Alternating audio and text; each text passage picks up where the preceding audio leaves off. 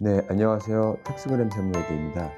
오늘은 상속세 제3편 제15과부터 제19과까지 알아보겠습니다. 그럼 시작하겠습니다. 제15과 증여재산 공제 한도 내에서 배우자나 자녀에게 미리 증여를 해두자. 요즘은 유튜브, 블로그, AI가 발달되어 대부분의 사람들이 알고 있는 내용입니다. 바로 증여재산 공제죠. 배우자 간에는 6억, 직계 존비속 간에는 5천, 기타 친족의 경우에는 1,000만 원까지 증여세가 부과되지 않는다는 것입니다. 따라서 많은 분들이 이 증여재산 공제를 많이 활용하시곤 하는데요. 자산이 많은 부모님이 미리미리 증여를 하셔서 상속 재산을 줄이는 것도 절세의 한 방법입니다. 하지만 상속 개시일 전 10년 이내의 사전 증여 재산은 상속 재산에 합산되므로 증여 역시 전략적으로 이루어져야 하겠습니다. 책에서 소개한 사례를 보겠습니다. 25억의 상속 재산과 자녀 2명이 있는 사람이 사망하기 전 12년 전에 자녀에게 5억을 증여하고 사망했다면 상속세 과세 표준은 20억이 되고 이에 대한 상속세는 6억 4천만 원이 됩니다. 하지만 사망하기 전 8년 전에 자녀에게 5억 원을 증여하고 사망했다면 과세 표준은 25억 원이 되어 이에 대한 상속세는 8억 4천만 원이 되어 증여를 하지 않는 것과 같아집니다. 그러므로 상속세를 적게 내기 위한 목적이라면 사망하기 10년 전에 증여를 미리미리 해야 합니다. 제16과 장례 비용이 500만 원을 초과할 때에는 관련 증빙 서류를 잘 챙겨두자. 피상속인이 사망하셨을 때 별도 증빙이 없더라도 500만 원까지는 장례비 공제를 인정해 주고 있습니다.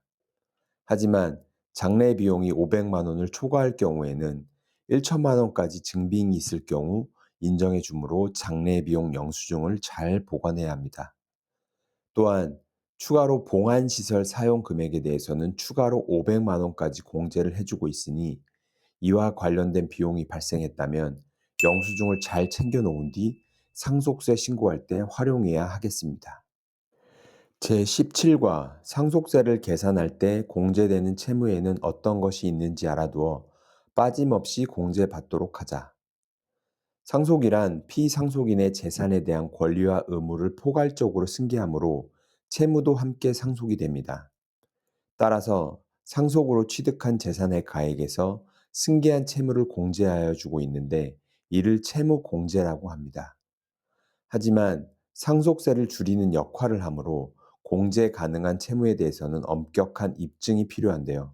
한번 알아보겠습니다. 먼저 공제 가능한 채무의 입증 방법입니다.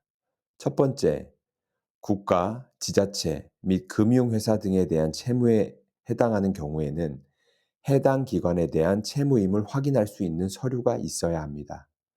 두 번째, 기타의 자에 대한 채무인 경우에는 채무부담 계약서, 채권자 확인서, 담보 설정 및 이자 지급에 관한 증빙 등에 의하여 그 사실을 확인할 수 있는 서류가 있어야 합니다. 다음은 공제 가능한 채무의 범위입니다. 미지급 이자, 보증 채무, 연대 채무, 임대 보증금, 사용인의 퇴직금 상당액에 대한 채무 등입니다. 마지막으로 채무에 대한 입증 책임입니다. 입증에 대한 책임은 이를 주장하는 자에게 있으므로 납세자가 입증을 해야 합니다. 제18과 건물을 상속할 때에는 월세보다 전세가 많은 것이 유리하다. 앞서 보았듯이 임대보증금은 공제되는 채무입니다. 따라서 임대 계약 시 월세보다 전세 보증금을 많이 받는다면 그만큼 채무액이 커지므로 상속세 부담을 줄일 수 있습니다. 하지만 상속 개시 1, 2년 전에 체결한 임대차 계약 중 임대보증금의 합계액이 1년 이내 2억, 2년 이내 5억 이상인 경우에는 그 사용처를 소명해야 합니다. 따라서 2년 이내에 임대보증금을 채무로 신고할 경우에는 그 사용처에 대한 증빙을 철저히 확보해 두어야 나중에 불이익을 받지 않을 것입니다. 제19과 10년 이상 경영한 가업을 자녀에게 물려주고자 하는 경우 가업 상속 공제를 적극 활용하자. 가업 상속 공제란 중소기업 등의 원활한 가업 승계를 지원하기 위하여 거주자인 피상속인이 생전에 10년 이상 계속하여 경영한 중소 중견기업의 가업 상속 재산을 상속인에게 정상적으로 승계한 경우에는 최대 600억까지 상속세 과세가액에서 공제할 수 있는 제도입니다. 가업 상속 재산이란 개인 기업은 상속 재산 중 가업에 직접 사용되는 토지, 건축물, 기계 장치 등 사업용 자산을 말하고, 법인 기업은 상속 재산 중 가업에 해당하는 법인의 주식, 출자 지분을 말합니다. 가업 상속 공제를 적용받기 위해서는 가업 요건, 피상속인 요건, 상속인 요건을 모두 충족해야 합니다. 먼저 가업 요건입니다. 가업이란 피상속인이 10년 이상 계속하여 경영한 중소 중견 기업을 말합니다. 두 번째로 피상속인 요건입니다.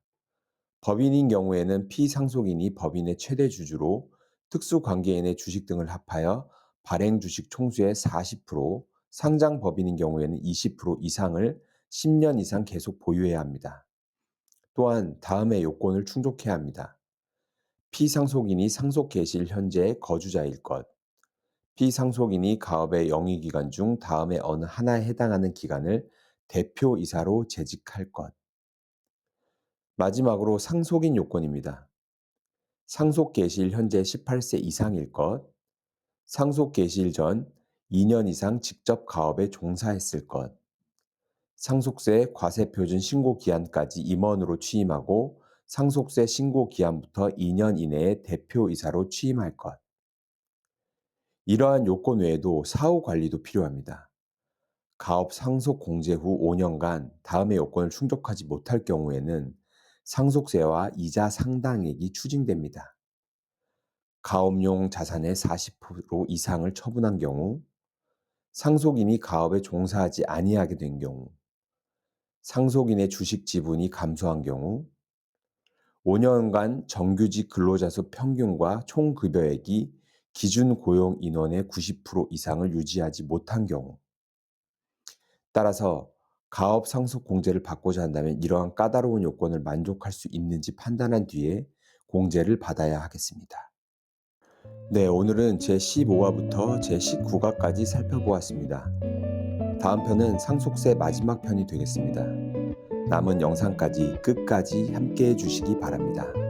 감사합니다.